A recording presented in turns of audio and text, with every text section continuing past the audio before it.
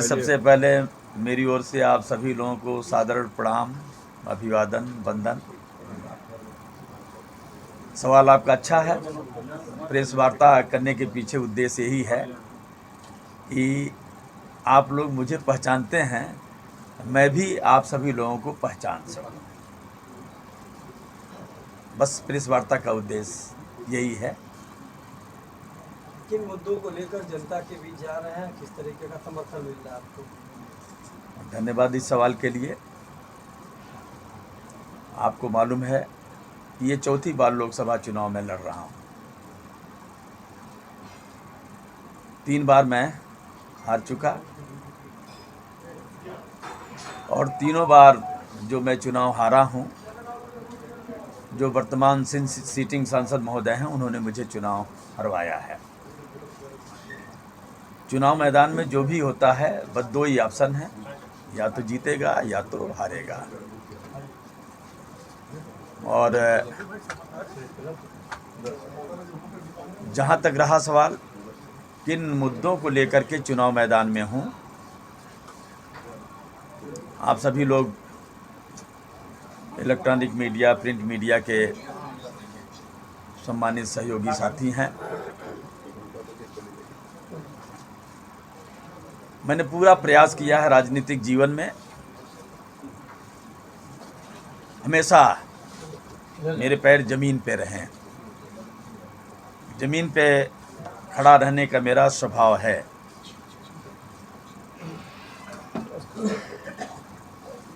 मैं विधानसभा क्षेत्र की राजनीति किया।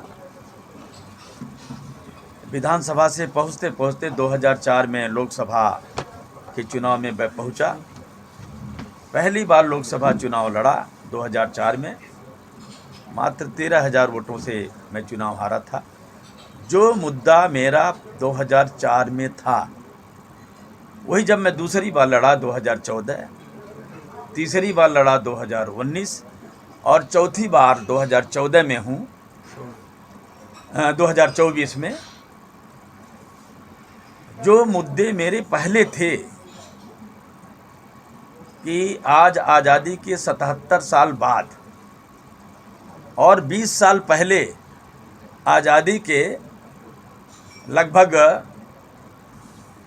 53-54 साल पहले जब मैं पहला लोकसभा चुनाव लड़ा था, मैंने कहा था आज़ादी के बाद जनप्रतिनिधि होकर के एमएलए, एमपी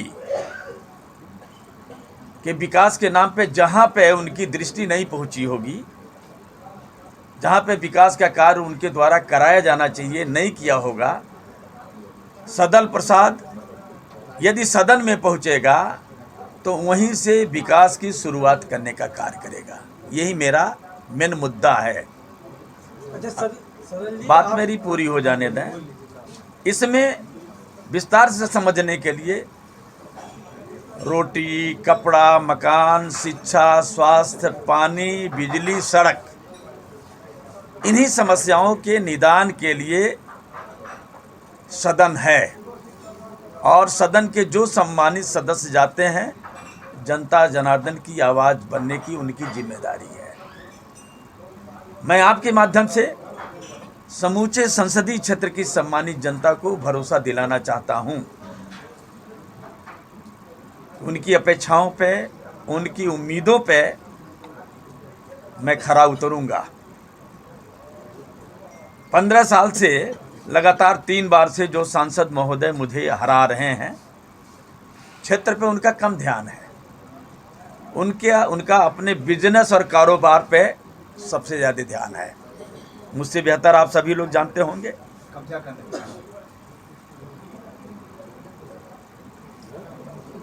आपकी बात का मैं समर्थन कर रहा हूं।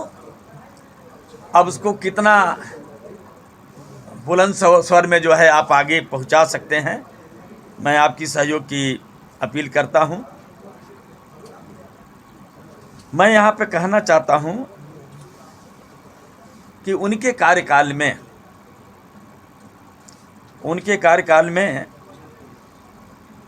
जो गोला से गाजीपुर की दूरी को कम की गई थी, गोला के रास्ते सरजू पे पुल का निर्माण करके, जो इंडिया गठबंधन का प्रमुख सहयोगी दल है समाजवादी पार्टी, माननीय अखिलेश जी इस प्रदेश के मुख्यमंत्री जी थे, उन्होंने जनता की सुविधाओं को ध्यान रख करके सरजू नदी पे पुल स्वीकृत किया। पिलर आज भी खड़े होकर के, कब वो फाइनल पुल बन जाए, अप्रोच बन जाए, पूरे गोरखपुर का दक्षिणांचल टकटकी लगाए हुए प्रदेश और केंद्र सरकार की ओर आशा भरी निगाहों से वो अधूरा जर्जर पुल देख रहा है। यदि वो पुल अस्थायी तौर पर निर्माण हो जाता तो गोरखपुर से गाजीपुर की दूरी बहुत कम हो जाती और दक्षिणांचल के लोगों के लिए अंबेडकर नगर से, मऊ से, आजमगढ़ से भी दूरी बहुत कम हो जाती। धुरिया पार का चीनी मिल, जिस समय आज मैं इंडिया गठबंधन का, कांग्रेस पार्टी ने मुझे उम्मीदवार बना करके संसदीय क्षेत्र बांसगांव में भेजा है, जिन्होंने मान दिया, सम्मान दिया और अपना पहचान दिया। इस बांसगांव की धरती पर पहले कद्दावर नेता हुआ करते थे, जो आज हम लोगों के बीच में नहीं है, माननीय महावीर प्रसाद जी, जिनका ड्रीम प्रोजेक्ट था धुरियापार का शुगर मिल, और मात्र एक कार्यकाल उस शुगर मिल चला। आज भी शुगर मिल के नाम पर बहुत सारे कर्मचारी बैठ करके सरकार की तनख्वाह ले रहे हैं।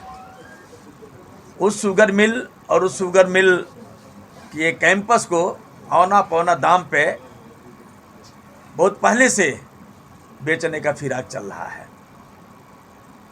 मैं चाहता हूं कि उसका जिस लक्ष्य और उद्देश्य को लेकर के इस गोरखपुर के दक्षिणांचल में धुरियापार शुगर मिल की नींव रखी गई थी, जो 1 वर्ष चला, उसको पुनः चालू किया जाए और इस गोरखपुर को जो है वो गन्ना के उत्पादन में अग्रणी किसानों को जो है उनको उनके बीच चेतना पहुंचा करके बड़े पैमाने पे गन्ने की बुआई का काम शुरू करवाया जाए और मिल को चालू करवाया जाए।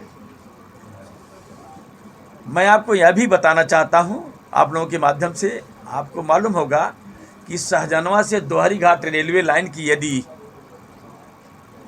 रेलवे लाइन को बिछा दिया जाए तो गोरखपुर से दक्षिणांचल, खास तौर से मऊ, आजमगढ़ और दोहरी घाट लोगों के लिए रेल मार्ग से यात्रा सुगम हो जाएगा, जिसके लिए माननीय महावीर प्रसाद जी के सौजन्य से जब वो केंद्रीय मंत्री थे तो 20 साल पहले जो डीपीआर बन चुका था रेलवे का, डीपीआर प्रोजेक्ट पूरा होने के बावजूद भी आज भी सहजनवा से लेकर के दोहरी घाट तक का रेलवे लाइन का वो डीपीआर कहाँ, केंद्र सरकार के किस दफ्तर में कैसे अटक रहा, भटक रहा है, वो मैं आप लोगों के माध्यम से चाहता हूँ कि वो उस पर रेल पटरियाँ बिछ जाएं, रेल का आवागमन शीघ्र शुरू हो जाए। मैं आपके माध्यम से ये मैं आप सभी लोगों का सहयोग चाहता हूं और जनता जनार्दन का यदि आशीर्वाद मिला तो सांसद बनने के बाद इस देश की पार्लियामेंट में इस क्षेत्र की जो मूलभूत रेल से संबंधित जो समस्या है उनकी आवाज़ बन करके जो डीपीआर कहीं फाइलों में दबा हुआ है उसको निकाल करके उस डीपीआर को स्वीकृत करा करके, स्वीकृत तो ऑलरेडी है ही है, तभी डीपीआर बनता है, सहजनवा से लेकर के दोहरी घाट तक रेल मार्ग को पूरा कंप्लीट कराने का मैं आप सभी लोगों के माध्यम से आश्वासन देता हूं, वचन देता हूं। गोरखपुर से